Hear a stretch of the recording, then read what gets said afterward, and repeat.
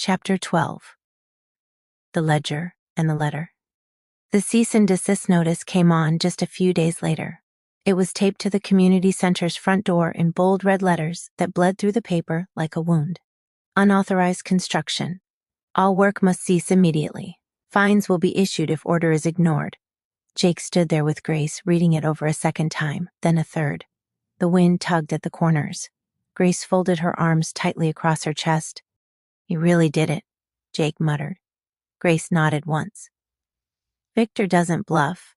Victor Blake had filed a formal complaint with the county, not just about permit violations, but about potential liabilities, zoning issues, and something called economic interference.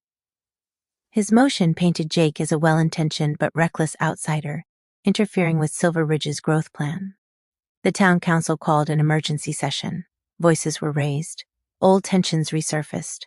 For every neighbor who stood in Jake's corner, another muttered concerns about lawsuits and property values. Sylvia Winston tried to mediate, but even she seemed worn thin by the weight of it all. Jake left that meeting with more on his shoulders than he'd walked in carrying. He sat in the dark of the workshop that night, journal unopened, hands clasped, elbows on the workbench like it was an altar. "What am I doing here, God?" he whispered. "Was I wrong to start? Did I miss you completely?" There was no booming voice, no lightning bolt of confirmation, just silence, and silence can sound a lot like absence. He stayed the night at the workshop, dozing off just minutes at a time, until sunrise spilled across the floorboards. With nothing left to say, Jake started cleaning. Tools, nails, scrap wood. His dad's old filing cabinet, that's where he found it, behind a stack of faded blueprints and receipts from lumberyards long shut down. Jake pulled out a battered, leather-bound ledger, the kind his dad used to balance the books and sketch the early drafts of the bridge. Tucked inside the front cover was a yellowing envelope. No stamp, just his name. Jake. His breath caught. The workshop seemed to hold its own breath, too. Hands trembling, he opened it. Journal entry. "Son, if you're reading this, it means I didn't get to say all the things I meant to. Or maybe I never found the right way to say them. I never was as good with words as your mother. I started building the bridge because I believed it could hold more than people. I believed it could carry hope, across years, across divides, maybe even across generations. But I ran out of time. I didn't want you to carry my dream. I wanted you to find your own.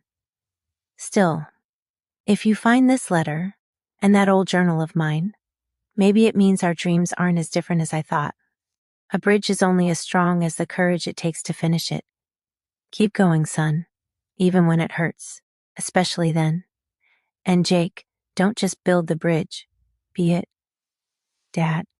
Jake folded the letter slowly, tears slipping down without warning.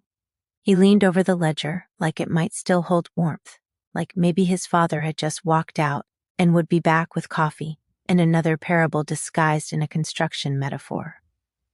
He placed the letter back inside and opened the journal once more. He turned to a fresh page and wrote, "Builder's Code, number 4. Some bridges are built twice, once with beams, once with belief." He stared at the words, then stood.